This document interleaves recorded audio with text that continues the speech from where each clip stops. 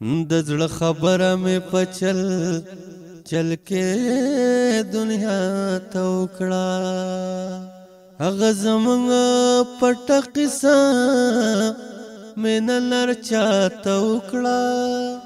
دا ستا رشته خود دې خلکو منځ کې داسې وشوه څه خو ځنګلو او لیوګانو پکې ماته وکړه امید دا ستا په عشق کې ور ویسته خپل وجوده هم مې اسره پکې خیر ورته هم دعا ته وکړه که د مندر نه مې آواز درکوم چوپ پاتې شوې که د مندر نه مې آواز درکوم چوپ پاتې شوې غږ دې را نه کړو که مې چغه د جوماته وکړه